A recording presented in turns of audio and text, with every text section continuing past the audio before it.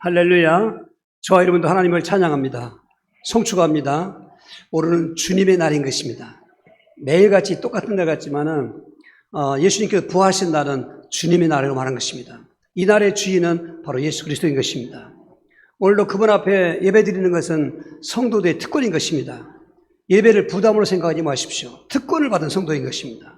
하나님 예배 받으시고 우리에게 또 8월달도 승리할 수 있는 은혜 주실 줄 믿습니다. 하나님께서 성경을 읽다 보면은 우연히 어쩌다 즉흥적으로 그렇게 역사하는 게 아니고 다 계획하시고 그리고 어떤 그 법칙을 세우시고 그런 것입니다. 이 창조 세계에도 보면 이 자연 세계 또 우주 세계도 보면 법칙을 만드신 것입니다. 우주의 법칙은 만유인류의 법칙인 것입니다. 이 자연에게 좀 보십시오.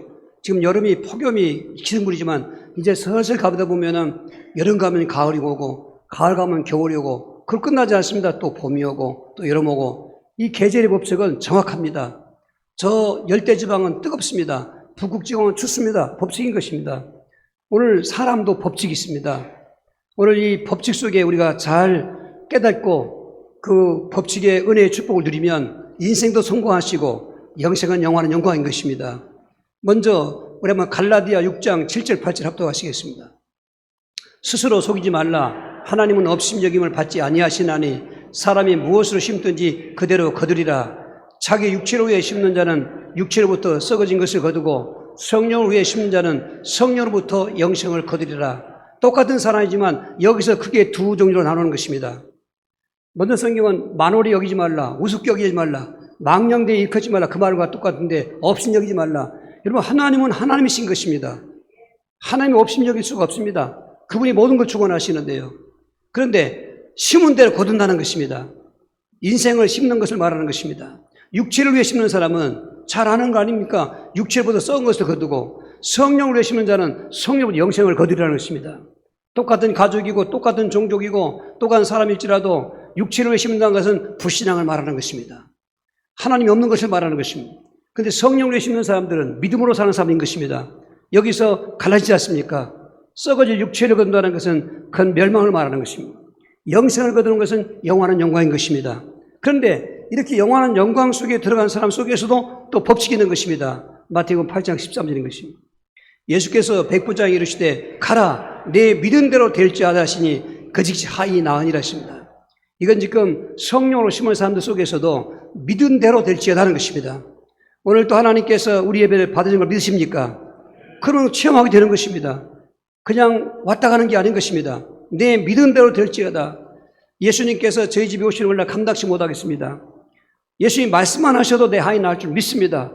그 좀 내놓으라는 종교 지도자들과 유대인들이 아브라함 자손이라고 믿음을 아주 자랑하는 그런 사람들이 많이 몰려있을 때 예수님께서 보란듯이 야 이스라엘 중에서 이만한 믿음을 내가 만나지 못했다. 그렇게 해놓고는 백부장에게 내 믿은 대로 될지어다. 이 대로가 법칙이다 그 말인 것입니다. 믿은 대로 될지어다. 오늘 구원 믿음 갖고 있는 성도들에게 생활 믿음이 필요한 것입니다. 똑같이 예수 믿고 구원 받았을지라도 생활 믿음에 따라서 그 결과가 달라지는 것입니다. 믿음의 법칙인 것입니다. 우리가 또 이 땅에 살 동안 이렇게 살다가 모든 행한 일들은 예수님 재림하실 때 상을 받게 할 텐데 계시록 22장 12절인 것입니다. 보라 내가 속히 오리니 내가 줄 상이 내게 있어 각 사람에게 그가 행한 대로 갚아주리라. 행한 대로 갚아주리라. 예수님 오실 때 빈소 들고 오신 것이 아니라 상을 들고 오신다는 것입니다. 예수님의 초림은 인간을 구원하러 오셨습니다. 그런데 재림은 구원하러 오시는 게 아닙니다. 구원받은 사람들에게 다 멸망받을 자와 구별시켰고 우리를 영접하러 오실 때 상을 들고 오시는데 누가 그 상 앞에 나가는가? 행한 대로 받는 상인 것입니다. 그래서 인생 때 정말 지혜로운 사람들은 예수를 믿는 사람들이고 그리고 영생의 나라에 들어가면서 예수님 자림하실 때 상을 받는 성도들 할렐루야. 그런데 이러한 그 법칙 속에서 오늘 본문 보면 바람의 법칙도 여기에 상대적으로 나오는 것입니다. 같은 사람이고 같은 환경이 있습니다. 그런데 우리가 베드로 이 사람이 예수를 바라볼 때는 물 위를 걸었습니다. 그런데 바람을 볼 때는 무서워서 물에 빠져들어갔습니다. 똑같은 현장인데 왜 그랬습니까? 바로 바라봄의 법칙이라고 말하는 것입니다. 성경에는 바람의 법칙이 많습니다. 이 바라본다고 하는 것이 그냥 멀뚱하게 쳐다보고 있는 것이 아닌 것입니다. 보게 되면은 생각하게 되고 판단하게 되고 어떠한 뜻을 행하게 할 때 행동으로 결단할 때 행동으로 옮겨지는 것입니다. 그리고 또 바라본다는 말은 믿음도 연결되어 있는 것입니다. 그 바라봄에 따라서 믿음이 생기는 것입니다. 그래서 성경에도 보면은 그 바라봄에 실패한 사람들은 하나님 믿은 사람도 생활에 실패하고, 어떤 환경이든지 바라봄에 성공한 사람들은 바라봄의 성공대로 그런 삶의 행복과 축복을 체험한 사람이 많은 것입니다. 성경은 우리 믿음 생활의 본보기인 것입니다. 얼렁뚱땅 갑자기 된 게 아닌 것입니다. 오랜 동안 하나님이 우리와 함께 하실 때 이런 말씀을 통해서 함께 하시기 때문에 오늘 지혜로운 성도들은 바라봄의 법칙에 성공하시고, 실패한 것은 반면교 삼으시고 하나님 앞에 온전한 예배 드리면서 온전한 축복의 체험이 있기를 주의 이름으로 축원합니다. 첫 번째로 이 바람에 실패한 사람들이 실패한 바라봄의 결과를 볼 수 있는데 가장 중요한 게 바로 하와인 것입니다. 하와의 바라봄의 실패, 오늘 우리가 모든 불행을 겪는 원인인 것입니다. 창세기 3장 6절 7절입니다. 여자가 그 나무를 본즉 먹음직도 하고 보암직도 하고 지혜롭게 할 만큼 탐스럽게 한 나무인지라. 여자가 그 열매를 따먹고 자기와 함께 있는 남편에도 주매 그도 먹은지라. 이에 그들의 눈이 밝아져 자기들이 벗은 줄을 알고 무화과나무 잎을 엮어 치마로 삼았더라. 저 실패한 바라봄이 딴 데서 바라본 그런 게 아니에요. 에덴 동산에서. 뭐 환경이 나쁘고 힘들어서 뭐 이럴까 해서 갈등해서 한 게 아니고 가장 완전한 곳, 글자고도 에덴, 기쁘다, 희락이라는 뜻의 그 동산, 모든 것이 다 준비되어 있고 예비되어 있고 부족한 게 아무것도 없고 정말 그 행복했던 에덴 동산에 지금 마귀가 뱀을 통해 찾아온 것입니다. 이런 마귀는 우리 마귀 신학에서 배웠습니다만 이 땅이 창조되기 전에 영계에서부터 창조된 그 천사가 타락해서 마귀가 된 것입니다. 그래서 타락할 때 다른 천사들을 미혹했습니다. 유다서 1장 6절에 자기 처소를 떠난 천사들을 하나님이 용서치 않았다. 자기가 있을 자리를 떠난 것입니다. 그게 이제 귀신들이 된 것입니다. 이런 막강한 그 귀신의 세계를 통치하는 그 마귀가 그 뱀을 이용한 것입니다. 뱀은 우리가 보면 징글맞다 뭐 이렇게 악의 뭐 이렇게 대명사같이 부르지만 원래 뱀은 아닙니다. 굉장히 지혜롭고 그리고 배로 기어다니지 않았습니다. 걸어다녔습니다. 우리 뭐 파충류로 생각할 수 있지만 그런 정도가 아닙니다. 하나님께서 지으신 그 들심령 중에 뱀이 가장 간교하더라. 이게 이제 타락하니까 간교지 지혜롭더라. 예수님도 뱀처럼 지으라고 한 것처럼 이 마귀가 소나 돼지한테 안 들어가고 왜 뱀이 들어가겠습니까? 뱀을 이용할 수 있기 때문인 것입니다. 오늘 그 뱀을 통해서 대화가 통하는 시대니까 하와에게 찾아온 것입니다. 왜 하와에게 찾아왔을까? 창세기 2장 17절에 하나님이 에덴 동산의 모든 걸 너희 마음대로 할 때 한 가지만 금해라. 선과 악을 알게 하면 열매는 먹지 말라.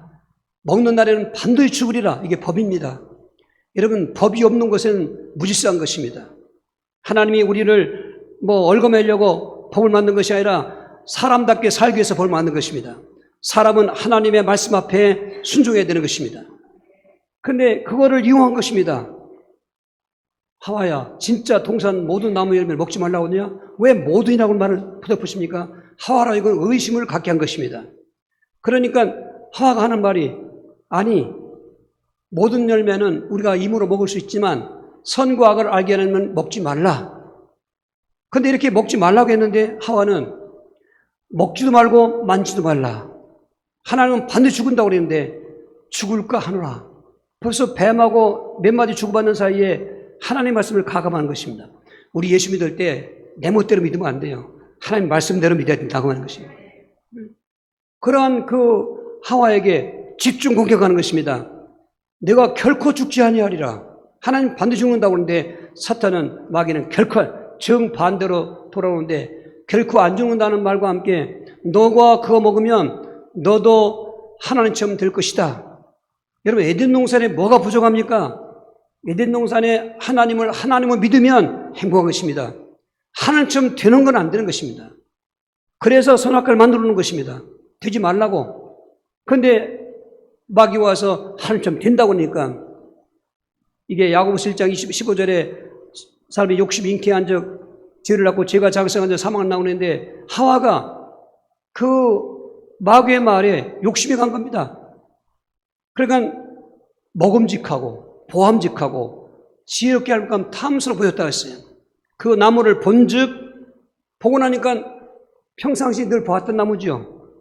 보았던 열매입니다. 근데 그날따라 먹음직했다, 보암직했다, 지혜롭게 할 만큼 탐스럽겠다. 이게 마귀의 공격 세 가지 공통된 목적이 요한일서 2장 16절도 세상을 사랑하지 말라. 세상의 것은 육신의 정욕과 안목의 정욕과 이생의 자랑이니 그랬습니다.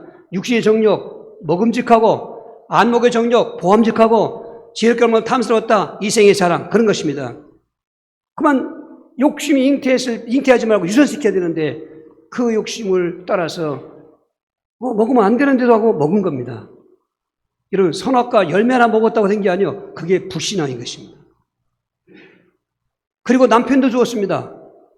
이때 아담도 예를 들면 하나님이 이 법을 직접 준 게 아담에게 줬습니다. 그땐 성경의 시간표를 보면 하와가 만들지 않았어요. 아담에게 그 말씀을 줬는데 아담은 하와에게 알려줬죠. 왜? 그러면 이게 무슨 일이냐? 왜 이렇게 했느냐? 이렇게 오고 팽개쳤어야 되는데 그도 먹은지라 했어요. 이 본다는 게 바로 그런 겁니다. 멀쩡히 보고만 있는 게 아니라 우리가 견문생심, 백문이 불여일견, 일반 세상 사람들, 예수 믿는 사람도 오랜 동안 삶을 통해 얻어진 생활 교훈 속에서 그래 100번 듣는 것보다 한 번 보는 게 낫지. 그리고 물건을 보면은 사고 싶은 생각이 들어오는 거죠, 이게. 그 바라봄의 내용이 거기 있는 것입니다. 오늘 나무를 본 적 의심이 들어오고 불순종이 들어오고 불신하게 된 것입니다. 그 결과는 비참하지 않습니까? 인생의 근본 문제라고 하는 영적 문제가 발생한 겁니다. 죄를 범죄한 겁니다. 그 윤리적인 죄가 아니지 않습니까? 불순종, 불신약죄를 말합니다. 그리고 하나님이 아담아 불렀는데 내가 두려워 숨었나이다. 하나님을 피하고 도망간 것입니다. 하나님을 떠난 것입니다. 죄가 이제 깨달았어요. 하나님처럼 되는 것이 아니라 죄가 생각이 났습니다. 그리고 자기의 수치심을 알게 된 것입니다. 심화로 무화과의 불 엮어지게 된 것입니다. 그게 영적 사망인 것입니다. 거기에서 마귀의 포로가 된 것입니다. 그 한 번 바라봄에 실패한 아담과 하와의 저주는 오는 세상 모든 미래 죽을 때까지, 세상 종말 때까지 이어져 하는 것입니다. 얼마나 비참한 겁니까? 그러면 그 선악과는 지금은 없습니까? 이 선악과의 내용을 말하면은 이 불신죄로 끌고 가는 그걸 선악과라 말하는 것입니다. 여러분, 요즘은 종교다원주의가 선악과인 것입니다. 어느 종교든 다 구원에 이르는 길이 있다. 그냥 각자 그 종교에 충성만 된다. 이게 종교다원주의인데 이게 기독교인이 하고 있는 얘기인 것입니다. 그리고 어떤 교리적으로 구원은 믿음으로 얻기 때문에 행함은 필요 없다. 이게 선악과인 것입니다. 행함 없는 믿음은 야고보서 2장 26절에 영혼 없는 몸이 죽은 것 같이 행함이 없는 믿음은 죽은 것이라 믿음을 죽이는 게 선악과인 것입니다. 영적으로 구원받으면 또 죽이는 게 선악과인 것입니다. 더 나아가서 고린도후서 11장 3절 아주 문제 많은 고린도 교회 아니겠습니까? 예수 믿으면서도 늘 서로가 싸우지, 음행하지, 고소하지, 우상 제물, 우상 숭배하지, 음란하지, 주의 종을 배척하지, 사례비도 안 줬어요. 헌금도 안 해요. 그리고 자기들이 싸워요. 그들에게 한 말이에요. 뱀이 하와를 미워한 같이 너희도 미혹하여 그리스도를 향하는 진실함과 깨끗함에서 떠나 부패할까 두렵다는 것입니다. 이런 말씀을 기억하셔야 되는 것입니다. 오늘 성도 이런 말씀을 모르는 것 같아요. 알면은 굉장히 긴장하고 있으면 될 텐데, 무슨 선악과 과거에 예전에 있던 거, 지금도 그게 선악과인 것입니다. 뱀은 지금도 우리를 미혹하는 것입니다.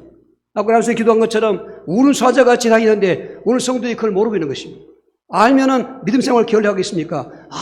구원은 예수 믿어서 받았으니까 됐지. 바로 여호와 중에 그 구원파의 교리를 갖고 있는 것입니다. 육신은 죄져도 괜찮다 그 말인 것입니다. 예배 안 드리면 어때? 나 구원 받았는데. 죽을 살도 새벽 예배를 드려. 내가 예수 믿으면 됐지. 이것이 문제가 되는 게 아니라 그렇게 하다 보면은 점점 믿음은 작아지고 병들어서 죽는다는 것입니다. 믿음 죽으면 구원도 없어지는 것입니다. 우리가 구원받은 건 믿음 때문에 구원받은 거 아니겠습니까? 이 믿음, 이 구원받은 믿음, 이 믿음이 건강하게 해야 되는데 지금의 선악과는 이거 먹고 저거 먹고 해가지고 믿음을 병들게 해서 타락시키는 것입니다. 여러분 정신 바짝 차리시고 더 이상 마귀에게 속으면 속 소용없습니다. 이제 미혹받으면 소용이 없습니다. 세상 끝날까지 건강한 믿음, 그리고 믿음의 축복을 누리시길 주의로 축원합니다. 두 번째로, 정말 그 극적인 그 기적 같은 구원을 받았습니다. 소돔과 고모라에서.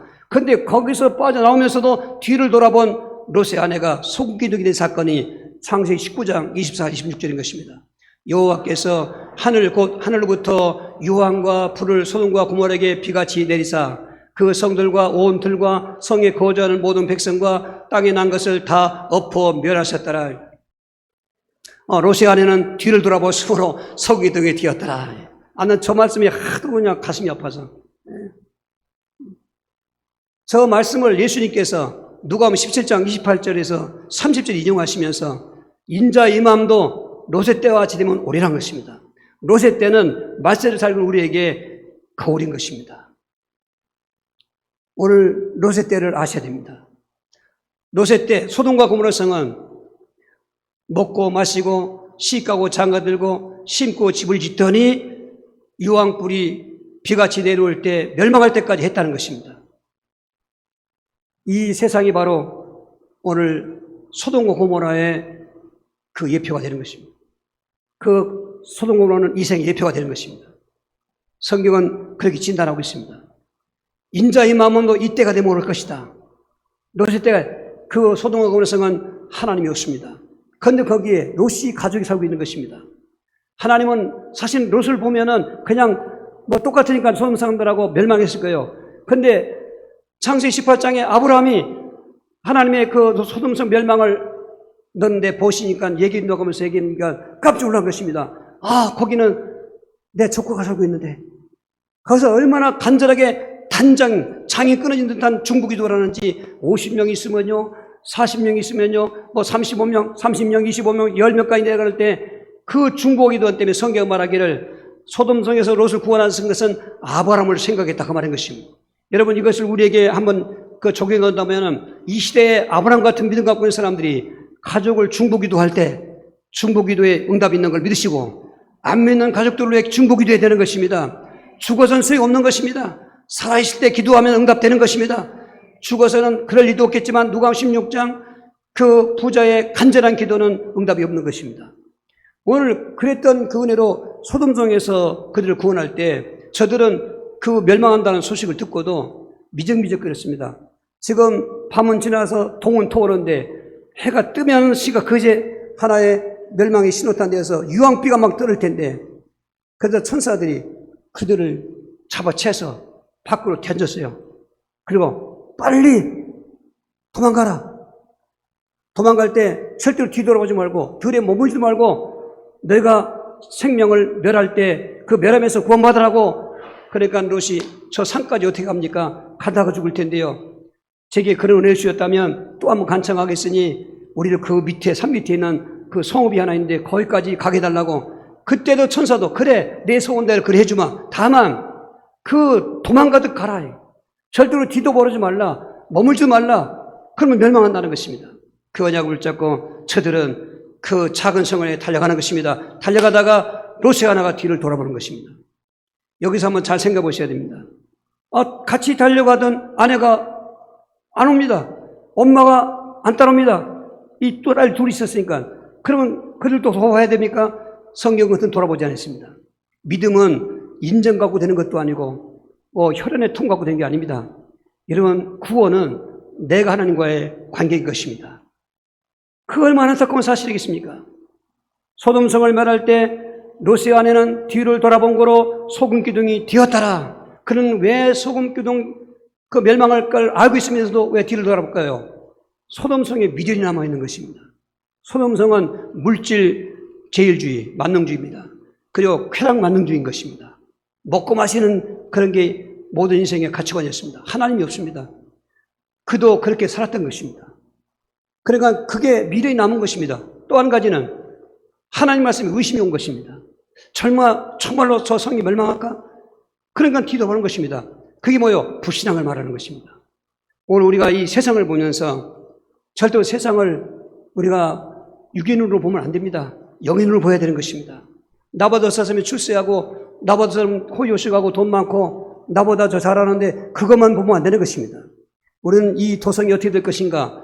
소돔과 고모라 성은 세상 종말의 예고편인데 이 도성도 마지막은 베드로서 3장 8절 10절에 그 하나님의 뜨거운 불로 체질로 다 모든 것이 불살 없어질 텐데 생각하시면서 우리는 주님을 바라봐야 되는 것입니다.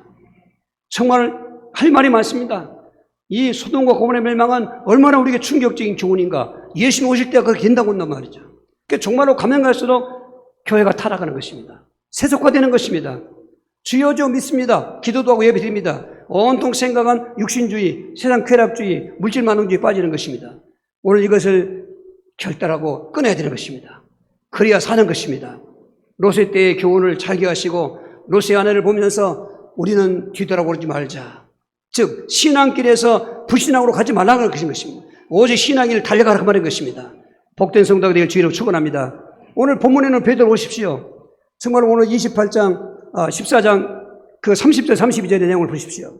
바람을 보고 무서워 빠져가는지라 소리로 이르되 주여 나를 구원하소서 하니 예수께서 즉시 손을 내밀어 그를 붙잡으시며 이르시되 믿음이 작은 자여 왜 의심하냐 하시고 배에 함께 오르심에 바람이 그치는지라 하십니다. 저 바람은 초저녁부터 불던 바람입니다. 지금 내용이 오병이의 기적을 행하시니까 사람들이 큰 무리가 따라왔습니다. 그런데 예수님께서는 저 갈릴리 건너편으로 가셔야 되는데 제자들 먼저 태워 보내시고 그리고 많은 군중들을 돌려보낸 다음에 산에 가서 혼자 기도하시는 것입니다. 그런데 지금 밤 사경이라고 했는데 이 사경은 새벽 3시에서 그리고 6시까지가 사경, 1경은 저녁 6시에서 9시, 2경은 9시, 12시, 3경은 12시에서 3시, 유대인의 시계 밤에 그런 시간표였습니다. 그러면 초저녁부터 불던 바람인 것입니다. 근데 무리를 걷다가 바람을 보는 거예요. 바람을 보는 순간 무서워 빠져가는지라. 왜요? 말씀드렸잖아요. 보는 건 그로 끝나지 않습니다. 그 보는 시각에 따라서 어떤 생각이 오고 판단이 오는 것입니다. 무리를 걷던 베드로가 의심이 들어온 것입니다. 그리고 무서워 빠져갔습니다. 얼마나 목소리 컸겠습니까? 주여 나를 구원하소서. 그때 예수님께서 즉시 손을 내밀어 붙잡아 건져주시면서 하는 말씀이 믿음이 작은 자여 왜 의심하느냐 했습니다. 여러분 바람을 보면 믿음이 작아집니다. 세상을 바다로 비유할 적이 있습니다. 이 세상은 바다와 같은 곳이어서 풍랑이 없고 참 잔잔한 것 같으면 낭만적이지만 세상에 잔잔할 때가 어디 있습니까? 어디 한 곳에 어디 누구누구 이 사람 이 문제 저 사람 저 문제 어디 평안하게 어딨습니까? 세상은 글자 그대로 풍랑이는 바다인 것입니다. 그것만 바라보고 있으면 믿음이 작아집니다. 그 풍랑만 바라보고 있으면 마음에 의심이 오는 것입니다. 그럼 어떡합니까? 풍랑에 빠지는 것입니다. 물에 빠지는, 문제 속에 빠지는 것입니다. 보는 게 그렇게 중요한 것입니다. 오늘 믿음 좋던 베드로도 바람을 보는 순간에 믿음이 작아졌습니다. 믿음이 작은 자여 끝났습니까? 왜 의심했느냐? 오늘 어떤 의심이 있습니까? 하나님께 대한 뭐 의심이 있습니까? 말씀에 무슨 의심이 있습니까? 믿음이 작은 친구인 것입니다. 믿음이 충만하면 뭐 무조건이라는 말 이상하지만 그러나 무조건 믿어지는 거예요. 믿음이 충만하면 맹신 같지만 아니요. 따질 것도 없고 물어볼 것도 없어. 믿어져. 할렐루야. 믿어지는 게 믿음인 거예요. 믿으려고 발버둥 소용없습니다. 믿어져야 되는 것입니다. 믿어지게 하시는 그 힘이 성령의 역사인 것입니다. 할렐루야. 그러니까 우리가 자꾸 성령을 위해 심으라고 했는데 자꾸 성령 충만을 구하셔야 하는 것입니다. 성령 충만한 믿음이 충만하게 되는 것입니다. 그런데 현실을 볼 때 시각적으로 자꾸 부정적이 있고 그리고 낙심되고 절망적이고 보게 되면은 믿음 좋던 사람도 믿음에서 점점 작아진다 그 말인 것입니다. 오늘 우리가 살고 있는 모든 형편을 보십시오. 근저근적 많습니다. 얼마나 염려가 충만합니까? 이래도 안 되고 저래도 안 되고 이게 하나의 영적인 풍랑이 되어서 내 그 믿음의 바다를 건너가는데 내 믿음의 이 파선을 바로 마귀가 유혹하는 것입니다. 그때를 때일수록 풍랑이 일어날 때일수록 우리는 주님을 바라보는 것입니다. 바라봄의 법칙, 바로 바라봄에 따라서 결과가 나와진다는 거. 오늘 성공하시길 주의로 축원합니다. 성공한 사람들 또 많이 있습니다. 오늘 아브라함인 것입니다. 정말로 괴로울 때 가나안 땅을 바라봤더니 가나안 땅의 복을 받은 아브라함이 창세기 13장 14절 15절인 것입니다. 롯이 아브라함을 떠난 후에 여호와께서 아브라함에게 이르시되 너는 눈을 들어 너희 있는 곳에서 북쪽과 남쪽 그리고 동쪽과 서쪽을 바라보라. 보이는 땅을 내가 너와 내 자손에게 주리니 영원히 이르리라는 것입니다. 저 내용이 또 있습니까? 그 내용이 가나안 땅에 살라고 해서 가나안 땅 왔지 않습니까? 아브라함이 잘 살던 본토 친척 아비 집을 떠나서 갈대우르를 떠나서 가나안 땅에 했는데 큰 용이 들어서 먹을 게 없어요. 그래서 저가 참 가고 싶어 간 게 아니라 애굽으로 내려온 것입니다. 애굽에 내려와서 아내를 뺏긴 것도 아닙니다. 지가 누이라고 해서 누이 동생으로 해서 그러니까 누이 동생은 결혼 전이니까 그 애굽 왕이 그 바로가 들어가는데 그날 밤에 여호와께서 바로 왕에게 악몽을 꾸게 만들어서 너 그 여자가 아브라함의 아내인데 너 내 집을 내가 재앙을 내리겠다. 그러니까 얼마나 놀랐겠습니까? 아브라함 불러서 왜 나를 멸망받게 할 이런 오해를 줬냐? 왜 아내라고 안 했냐? 왜 누이라고 했냐? 이렇게 따지면서 얼른 데리고 나가라고 그냥 영리하시라 은근보화를 많이 주었습니다. 가축들을 주었습니다. 그래서 내려올 때는 빈손으로 갔던데 올라갈 때는 부유하게 올라갔습니다. 그 가축들도 많았습니다.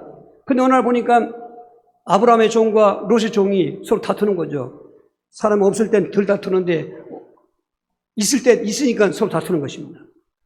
좁은 초지에 자기 가축들을 먹이려고 그러니까 그걸 보고 아브라함이 마음이 괴로웠습니다. 롯을 불러서 야, 내 종과 내 종 싸우는 건 너와 나 싸우는 거 보고 다를 거 아니냐. 그러니 자, 넓은 땅에 너 갈 길을 너 가고 나 갈 때 가자. 네가 좋아하면 나는 우할 것이고 네가 우하면 내가 좋아할 것이다. 이렇게 해서 선택권을 받은 롯이 그동안 자기도 그거 알고 있으니까 불편한 생활을 동거한다는 게 근데 바로 소돔 땅을 택한 것입니다. 그때는 소돔이 멸망하기 직전이니까 성경은 말하기를 여호와의 동산 같다. 정말 물된 동산 같다. 야, 저기 가면 초리가 넓고 좋은 성이다. 예를 들면 그럴 것 같으면 아유, 큰아버지가 가셔야지요. 그 롯은 사실 조카지만 자식과도 똑같아요. 그 부모가 일찍 죽었어요. 그런 거를 아브라함이 키운 겁니다. 자식보다 더 귀하게 키웠을 거예요. 자식이 없으니까.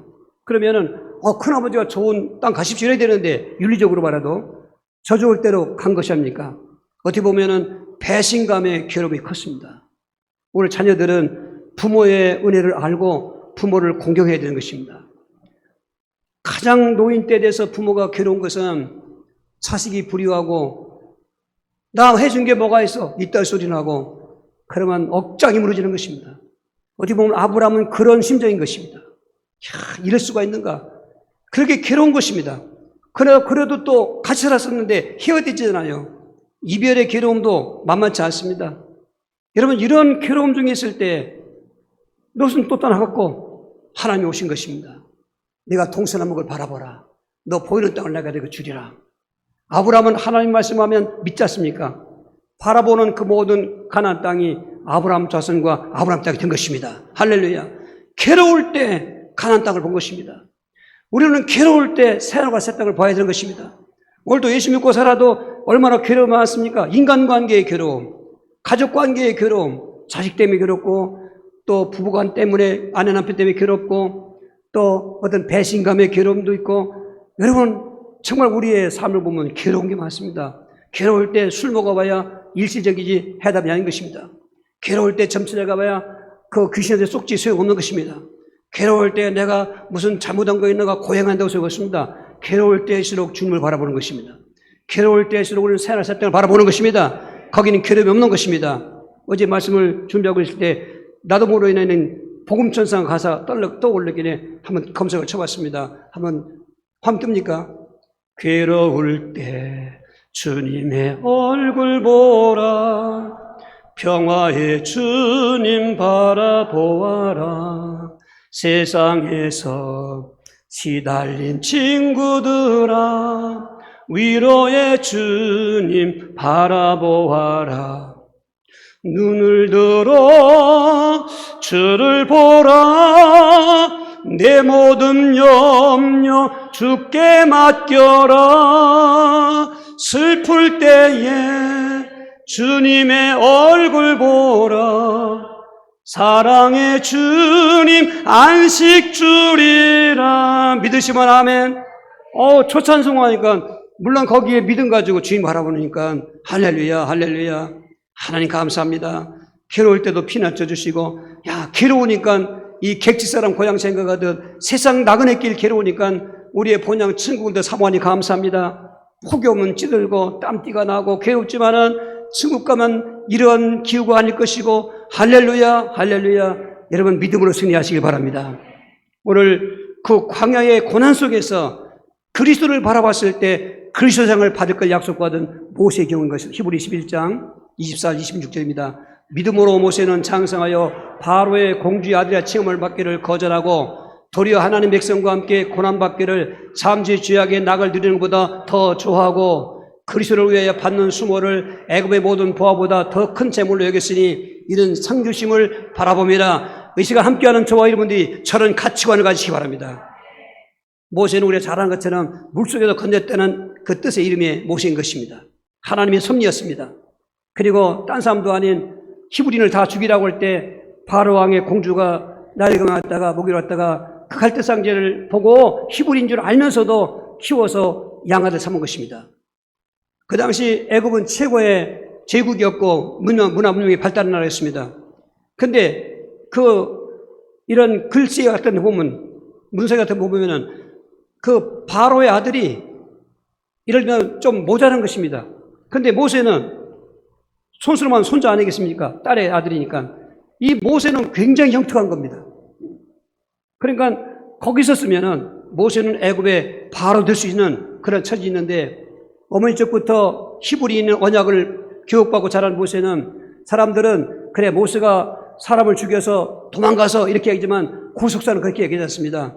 때가 되니까 하나님께서 그 미디안 땅, 광야 땅을 먼저 탐지하고 그리고 지형지물 다 익히고 가셔야 나중에 그 백성들을 애굽으로 가나안 땅으로 인도할 때, 애굽을 떠나서 할 때 할 게 아니겠습니까? 그래서 40년 동안을 광야 생활 훈련, 광야 신학교를 거치게 한 거죠. 광야 목회자니까. 근데 그때 보면은 그런 걸 다 알고도, 애굽에 있으면 낙을 누릴 걸 알면서도, 애굽의 낙은 잠시 죄악된 세상의 낙이다. 오늘 우리가 그걸 알아야 되는 것입니다. 오늘 이 땅에 아무리 낙이 찔더라도 이것은 죄악된 세상에서 잠이 누리는 것이고, 이 세상의 낙을 누리는 것은 그건 악한 것입니다. 그래서 이걸 버리고 미디아로 한 것입니다. 거기서 40년 동안 훈련받을 때 고난받았지요. 그리고는 40년 차니까 하나님이 또 보내셔서 그 430년 애굽에 종사하는 사람들 해방시켜서 그들을 데리고 가나안 땅 가는 과정이 고난이었다는 것입니다. 한마디로 하면 이 광야 백성들은 변덕이 죽을 듯해요. 은혜 받고 나서 한 며칠 지나가서 또 어려운 일 하면 금방 뒤엎고, 그러니까 이 모세가 얼마나 그 광야 목회에 고생을 했는지. 그래도 그 고난을 그는 한 번도 불평하지 않는 것입니다. 왜냐하면 그리스도는 역사적으로 보면 1500년 넘어서야 올 그런 사람이고, 모세는 500년 전에 살 사람인데, 그리스도 오신다는 것입니다. 그 그리스도를 예언하고 있는 것입니다. 모세, 창세기, 출애굽기, 레위기, 신명기, 민수기 그 5경은 핵심은 예수님 오신다는 얘기하고 있는 것입니다. 아브라함 얘기로 끝나지 않습니다. 무슨 유명한 사람 말로 끝나지 않습니다. 그런데 자기가 광야교에 이렇게 고난받는 것은 그리스도를 바라보면서 내게 그리스도의 상이 있구나. 그것은 미래에 올 그 상을 바라보고 즐거워했다는 것입니다.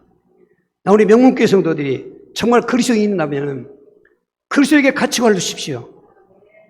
그리고 그 그리스도의 가치관을 두고 사는 과정에 주의를 한다든지 또 헌신한다든지 좀 피곤할 것도 있을 것이고 고난도 있을 것이면, 저는 모세를 보면서 얼마나 위로받는지 알 수가 없어요.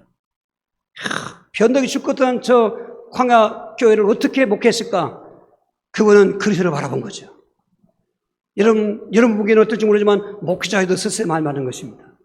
성도들 말 한마디에 얼마나 상처받는지 알 수가 없습니다. 그래도 그리스도를 바라보는 것입니다. 그럴 때마다 그리스도를 바라보는 것입니다. 나 후에 몸짓고 피 흘리신 그리스도, 나 후에 하나님이신 그분이 사람이 되어 육신으로 종이없게 오신 그분은, 나 후에 부활하신 영광의 주님, 할렐루야. 그러면은 다 그 괴로움은 작아져요. 고난은 작아져요. 더 상이 더 커 보이는 거에게. 오늘 그 바라봐의 법칙 우리에게 있어야 되는 것입니다.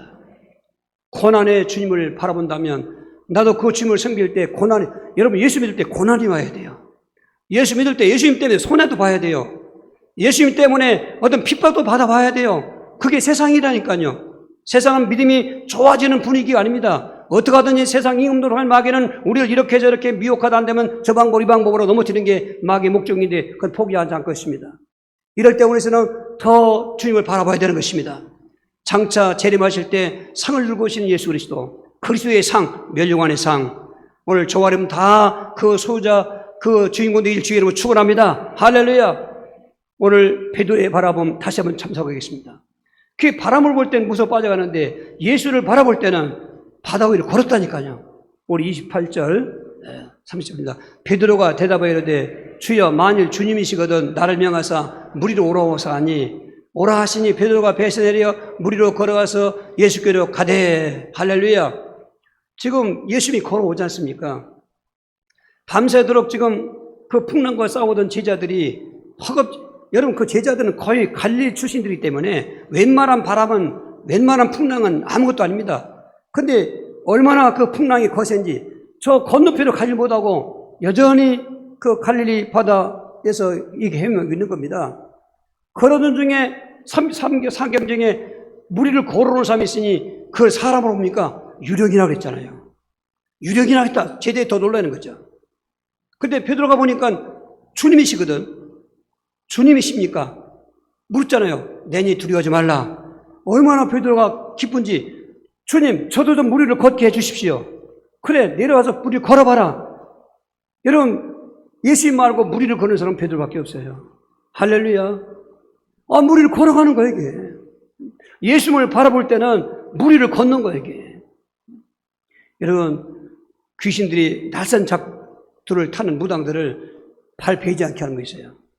이게 싹 스쳐가서 종이도 베는 그 날선 작두를 무당이 맨발로 올라타는 것입니다. 왜 베지 않을까요?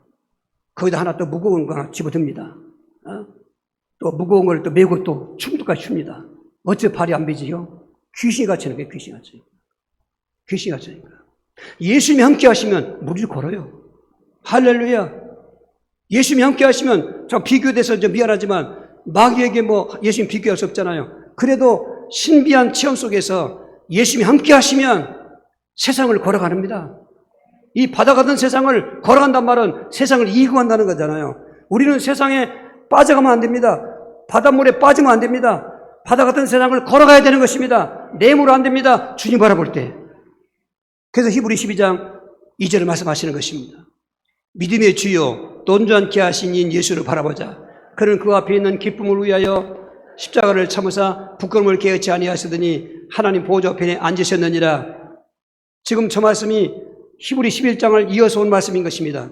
히브리 11장은 우리가 말한 것처럼 믿음장이라고 합니다. 정말 믿음의 선배들, 그 파란만장한 그 세월들, 정말 사선을 수없이 넘나드는 그런 고난 속에서도 어떻게 믿음을 성공했는가, 그 성공한 사람을 쫙 열어놓고서 12장 1절에 우리에게 구름같이 둘러싼 허다한 믿음의 저 증인들이 있으니 다시는 무거운 것과 얽매이 신 것과 이런 것들 다 죄를 벗어버리고, 그리고 2절 하는 것입니다. 믿음의 주요 온전케 하신 예수를 바라보자.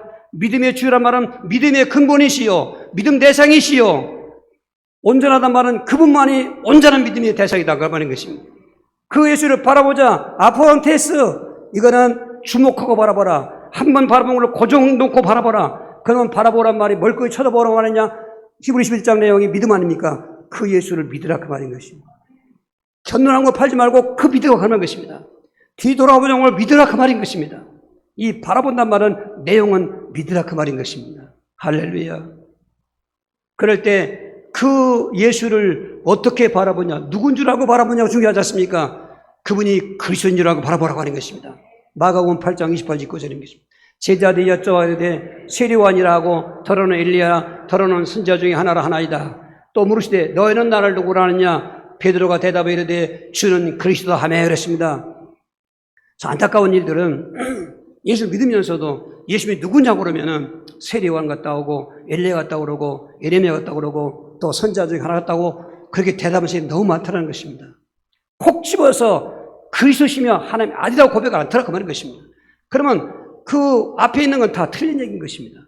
여러분, 그리스도를 얘기하고 십자가에 피 흘려졌습니다. 그리스도의 비밀을 얘기하고 또 그분은 나의 구세주입니다. 이렇게 얘기해야 되는데 이 근본 그 복음은 놔두고 그리고 내용만 갖고 얘기하니까 거기에 힘이 없는 것입니다. 그러니까 문제가 해결되지 않는 거죠. 더구나 귀신의 괴로움은 다른 괴로움과 같습니다. 인간과의 괴로움은 괴롭지만은 이 귀신이 갖다 주는 괴로움은 이거는 부모도 몰라주지요. 교회도 몰라주지요. 목사도 몰라주지요. 이건 나 혼자 겪는 고통인데 솔직히 귀신 들린 사람 하나 있으면 집에서도 처음에는 안타까우지만 나중에 죽고 싶어 하는 것입니다. 저희 시골에 그 밑에 집에 하나 있는데 60년대 그 시골에 대학교 간 것은요 기적인 것입니다. 아버지가 농림부 근무하는 공무원이었습니다. 그 부자였습니다. 그런데 이 사람이 대학생활 하다가 그 예전말로 미친 것입니다. 막 구슬 일주일 내내 몇 번씩 합니다. 그게 가문 이루는 가문이었어요. 지금 보니까. 나중에 비참하게 죽었어요. 동생들이 욕만 먹고 형이라고 안 씁니다. 막 쌍시없자 하죠. 뭐 지겨우니까. 그 괴로움. 여러분, 그리스도만이 해답인 것입니다. 그리스도만이 해답인 것입니다. 왜요?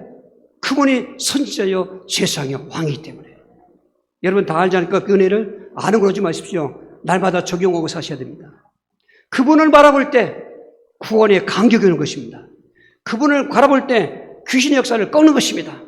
그분을 바라볼 때 정말로 삶의 소망이 생기고 우리의 생명이시기 때문에 할렐루야.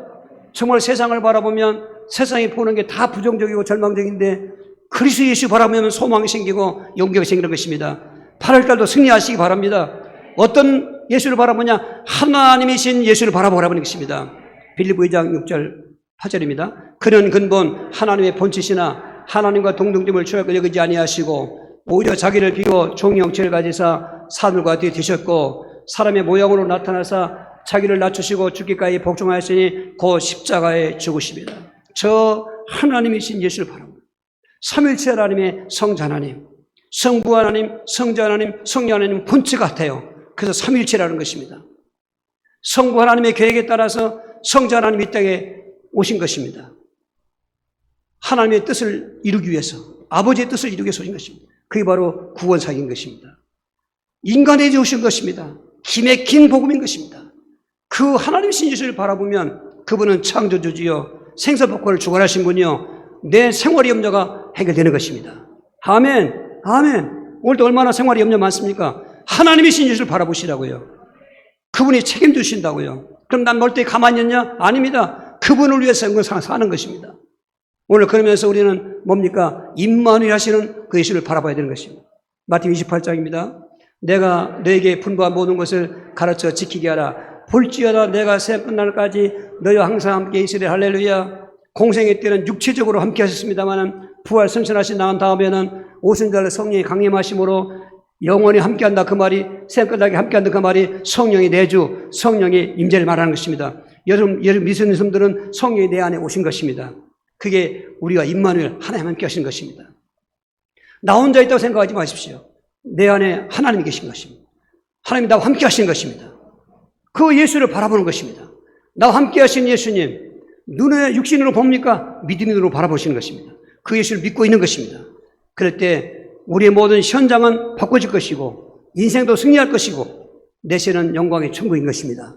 바라봄의 법칙에 성공해 달라고 주여주 기도하시겠습니다. 주여 주여 주여 살아계신 하나님 이처럼 바라봄의 축복을 주는 걸 감사합니다. 절대로 하와처럼 선악과 바라보지 않게 하시고 저렇게 로시아네처럼 뒤돌아보지 않게 하시고 베드로가 예수를 보고 걷다가도 바람 보고 빠진 것처럼 되지 않게 하시고 괴로울 때도 하나님을 바라보게 하여 주시고 정말 고난당할 때도 하나님을 바라보게 하여 주시고 인생 살 동안 오늘 그리스도이시면서도 하나님이신 또 임원하신 예수를 바라보며 성공할 수 있도록 역사하여 주시옵소서. 예수 그리스도의 이름으로 기도하옵나이다. 아멘.